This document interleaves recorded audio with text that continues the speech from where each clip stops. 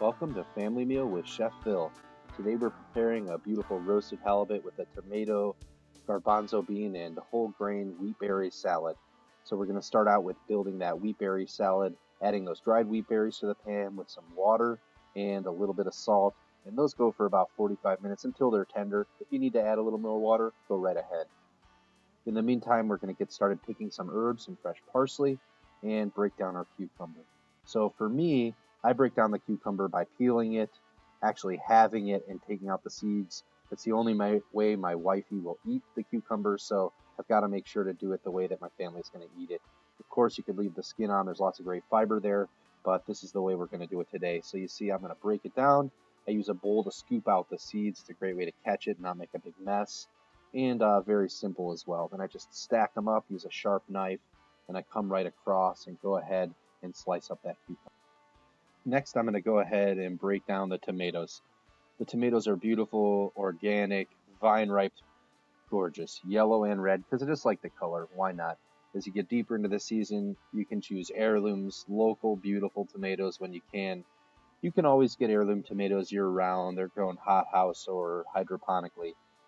Again, you want to taste your food. This is so important. How do the cucumbers taste? How do the tomatoes taste? This is going to help you make decisions later on when we're preparing the dish.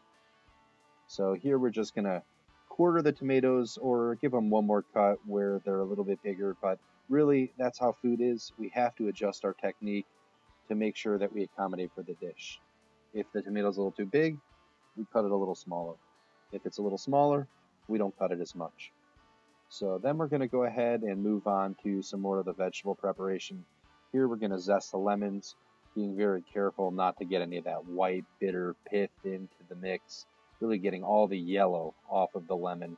And we're just going to keep that in a little ramekin, and then we're going to cut those lemons in half and juice them. And I'll tell you, one great tool besides that microplane is a good pair of tongs. If you haven't invested in one, spend the $15 and get it on Amazon. Go to the restaurant supply. You want something that's pretty heavy duty and is going to last a long time for you. Also works well as a juicer when you need one, which you can see is perfect for citrus here. And of course, some seeds are going to fall in. I just use a fork and pull them out of there. At work, I'd use some kind of strainer, whether it's a chinois or cheesecloth, but here it's simple enough. Just pick them out with a fork. So you can see the beautiful colors, and when you're eating well, you look at your plate, you see all those gorgeous colors, and that's where you know the nutrition is. Today I'm using canned garbanzo beans. Of course, you could use dry and prepare them yourself, but it's easy enough to use it as long as you select a good brand. And you could select organic if you'd like here. It's really up to you. Good trick, keep the lid of the can after you've emptied it out in there, squeeze it, and avoid having an accident later on where you cut yourself on the lid or reach into the trash and cut yourself. I like using this beautiful organic grass-fed Greek yogurt. It's a little less sweet, a little more sour, and we are going to account for that in the recipe. And of course, you got to taste it to know that. So in goes the yogurt. We're going to add some other ingredients in as well. We're going to adjust our seasoning with salt and pepper. We're going to make sure we get the lemon zest in there as well as a little bit of lemon juice. We're going to add the fresh herbs, and we're going to taste it. And the last step that we took to this was we added a little bit of honey, and that brings a little sweetness to balance out some of that sourness, the extra sourness of that Greek yogurt. And we're also adding a little bit of delicious extra virgin olive oil, a really premium brand. We want to replace some of that animal fat by using a 0% or a fat-free Greek yogurt and replace it with a beautiful vegetable fat coming from that extra virgin olive oil. Plus, it adds a great Mediterranean flavor that goes really well with this dish. So really easy to do, and you can see I'm just being delicate with the herbs, but at the same time chopping them finely. I don't like to have big pieces of herbs in a sauce like this where it's going to stick in your teeth or really change the texture all that much. If I was going to do that, I'd leave them really coarse and really use the texture. But here I'm choosing just to go very simple. And then, of course, I'm going to season and taste. And in any time when you're cooking, that's really the key to success, and that's the motivator for how we cook every day. So we mix it up here. Again, the olive oil going in. And there's that beautiful local honey going right into the bowl. And we just choose one of our favorite spoons and we mix it right up.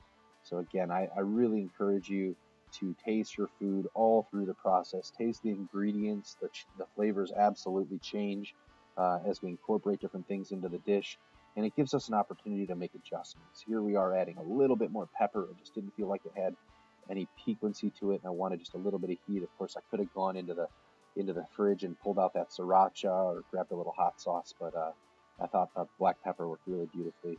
Breaking down onions is so simple. You just want to take very little off the top and bottom, keeping the root connected.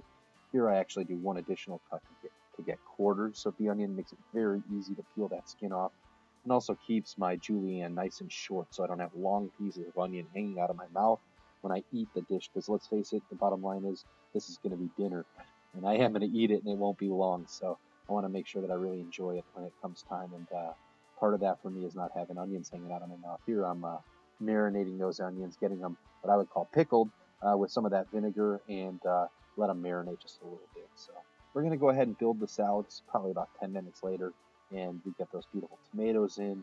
We're going ahead and getting some of those fresh herbs in. Again, I've got that beautiful flat leaf parsley from the garden, but I've also got basil. I've also got the oregano, and it's outstanding. So all those herbs are going to make it in. You know, it's about having fun, and it's about changing and adapting. So I'm really enjoying the process. If I was doing this at work, I'd really be following the recipe because we're looking for that consistency. Here, I'm really just trying to use up the beautiful ingredients I have and have fun with it. So again, seasoning the food, and you can see I'm going to start just adding all those ingredients to it before I start mixing. Here, I'm going to add in some of the onions, and then I'm also going to add some of the reserved juice from the onions. I like to keep some onions back because they make a great garnish. They also are great in so many dishes. So I actually pickled a little bit extra here because I know I'll be throwing them in some other salads later on down the road. Chopped garlic goes into the mix. Those garbanzo beans are going into the mix. And the wheat berries that we cooled right on the countertop after we strained off the last little bit of water that was left with them go right into the bowl. So now we go ahead and we just give it a little bit of a fold here, get that vinegar and the lemon zest coated to all the ingredients.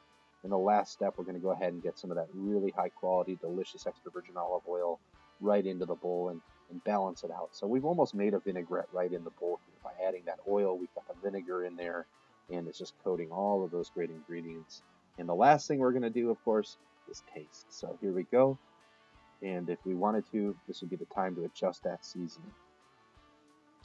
Next thing we need to do is get started on preparing the fish. So while I'm cleaning up and getting the salad put away, I'll tell you, we're using a great Alaskan halibut. This is the perfect time of year to be using it. It is a little bit pricey, so you're welcome to look at other fish as well. You've got beautiful salmon happening right now out of the Copper River.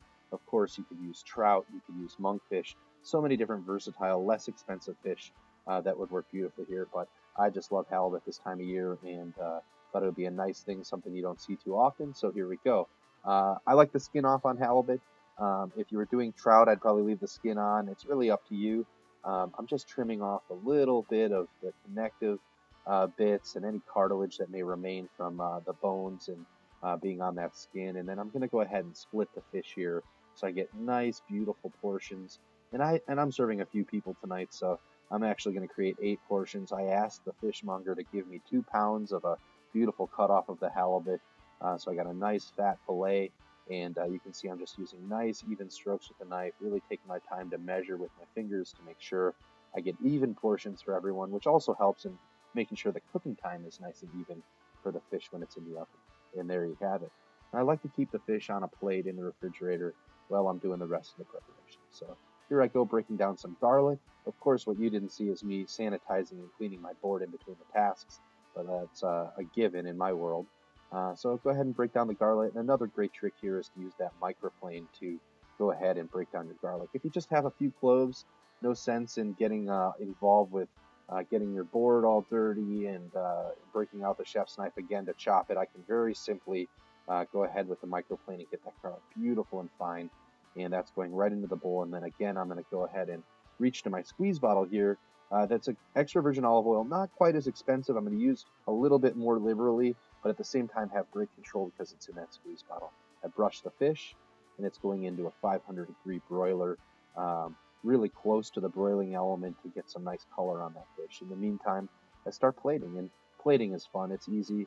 It's all about experimenting, making mistakes, taking chances, making risk.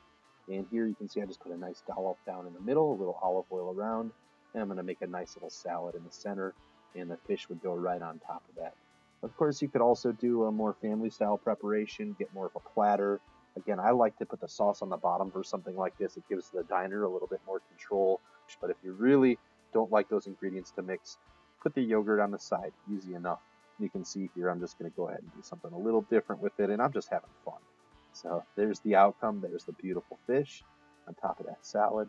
And we also plated this up at the restaurant, tested out the recipe, and you can see the difference when we do it professionally compared to when we do it at home. So that's the roasted halibut with the tomato, garbanzo, and wheatberry salad. Thanks for joining us today.